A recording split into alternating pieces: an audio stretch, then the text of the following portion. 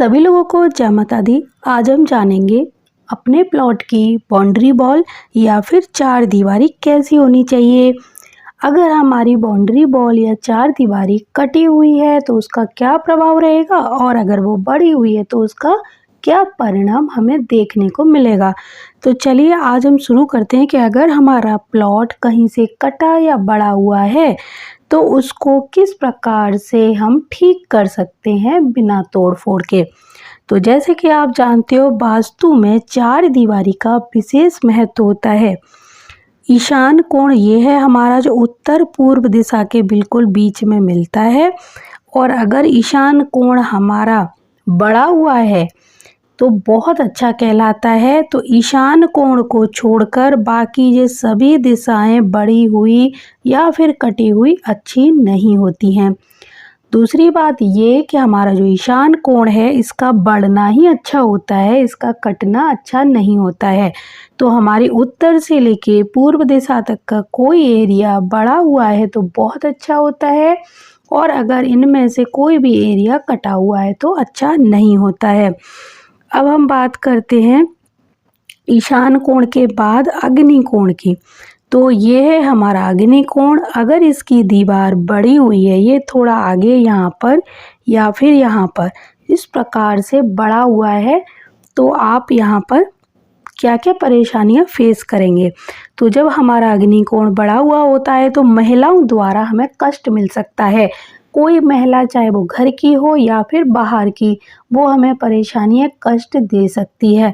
तो हमारा जो अग्नि कोण है वो महिलाओं से संबंधित होता है, तो महिलाओं को इससे कष्ट भी मिल सकता है और किसी महिला द्वारा किसी पुरुष को भी कष्ट मिल सकता है। घर की महिलाओं द्वारा घर में भी कष्ट दिया जा सकता है, बाहर की किसी महिला द्वारा घर के सदस्यों को कोई परेशानी मिल सकती है। तो ये एरिया बढ़ना अच्छा नहीं होता है।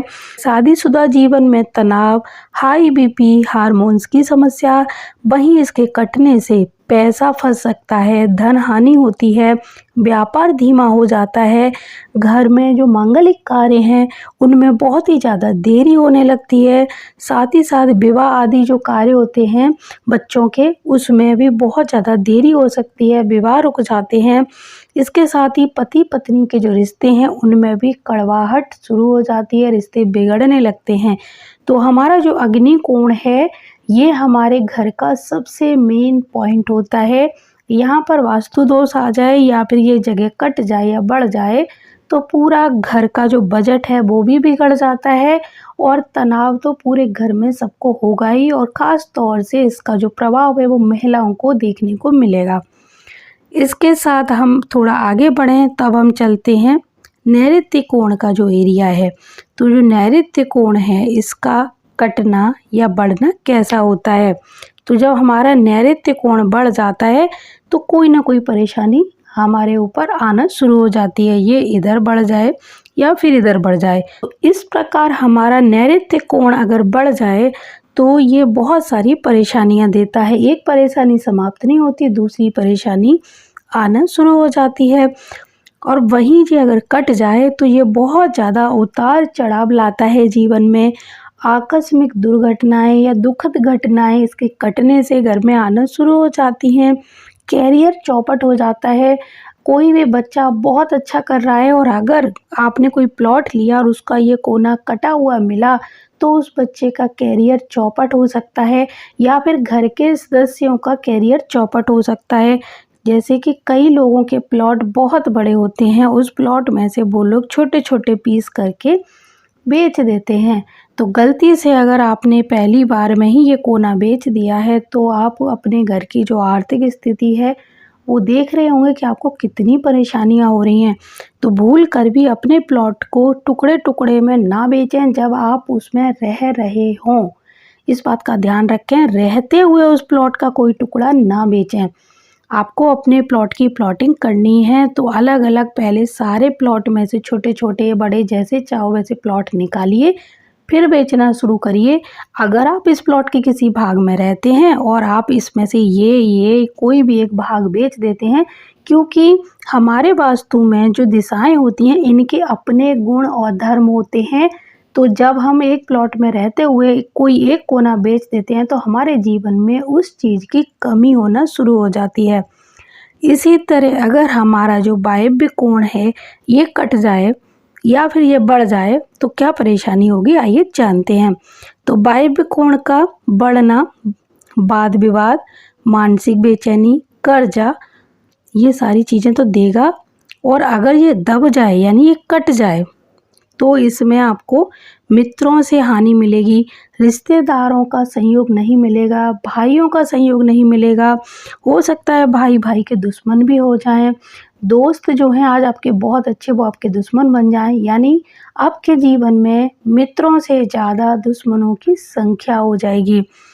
तो यहाँ पर हमारे दोस्त ही दुश्मन बन जाते हैं, हमारे पड़ोसी भी हमारे दुश्मन बन सकते हैं, घर परिवार रिश्तेदार कोई भी है आपका साथ नहीं देगा अगर ये एरिया कट गया तो आपने जाना कि हमारे उत्तर पूर्व दिशा के अलावा कोई भी एरिया बड़ा हुआ अच्छा नहीं होता और ना ही इनका कटना अच्छा होता है। तो इसी तरह उत्तर पूर्व वाले एरिया का कटना अच्छा नहीं होता है लेकिन इसका बढ़ना बहुत अच्छा होता है। तो अब जानते हैं इनके कुछ उपाय। अगर आपके पास में अगर विकल्प है तो जो एरिया आपका कटा है या बड़ा है और ख़ास तौर से ईशान कोण का कोई एरिया कटा हुआ है तो पहले अपनी उस भूमि को समतल करिए। कटे या बड़े एरिया को बिल्कुल एकसार करने के बाद ही उस पर भवन का निर्माण करिए, तभी आपको फ़ायदा रहेगा। कोई भी कोना अगर कटा हुआ है तो उस कटे हुए भाग को पहले एकसा करने के बाद ही आप घर का निर्माण करेंगे। अगर कटे भाग पर आपने डायरेक्ट निर्माण शुरू कर दिया तो आपको अपने जीवन में उस कटे हुए एरिया का जो गुण धर्म है उसकी कमी महसूस होगी, उसका लाभ नहीं मिलेगा। तो चलिए जानते हैं, हमारा ईशान कोण अगर कटा हुआ है तो आपको अपने ईशान कोण का जो उपाय है वो ये करना है कि आपका ये भाग कटा है या ये, पहले ये देखना है। अगर ये वाला भाग कटा है तो यहाँ पर और अगर ये कटा है तो यहाँ पर, या आपको इन दोनों में एक आईना लगाना है यानी मिरर लगा के इस कटे हुए भाग की पूर्ति करनी है। ये एक विकल्प है लेकिन इससे हम ये तो नहीं कह सकते कि 100% आपको लाभ होगा, लेकिन हाँ इतना ज़रूर कह सकते हैं कि इससे आपको थोड़ी सी राहत अवश्य ही मिलेगी।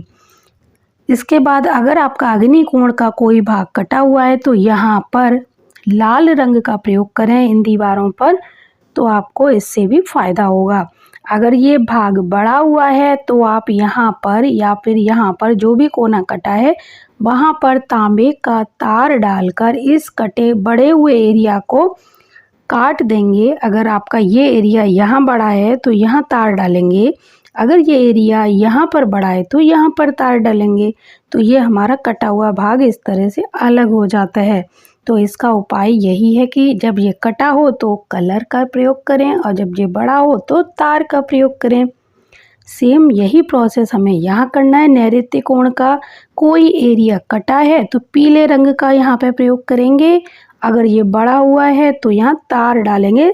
और बड़े हुए एरिया में एक चीज़ ध्यान रखें कि यहाँ पीले रंग का प्रयोग नहीं करना है और ना ही यहाँ पर लाल रंग का। जब ये एरिया बढ़ जाए तो यहाँ पर इनके कलर का प्रयोग नहीं करना है। इसी तरह हमारा वायव्य कोण अगर कट जाए तो यहाँ पर सफ़ेद रंग का प्रयोग करें और जब ये बड़ा हो तो इसको काटने के लिए आप आयरन का तार इस्तेमाल करें। बस ये छोटे से उपाय हैं जो आपको बिना तोड़ फोड़ के करने हैं और मुझे पूरी उम्मीद है ये जानकारी आपको बहुत अच्छी लगी होगी। इसी तरह की और जानकारी आपको मेरे पूरे चैनल पर मिल जाएगी। आप मेरे चैनल को सर्च करिए, अंदर आपको जिस किसी भी समस्या का समाधान चाहिए बिना तोड़ फोड़ के हर वीडियो में आपको कुछ ना कुछ अच्छी जानकारी ही मिलेगी।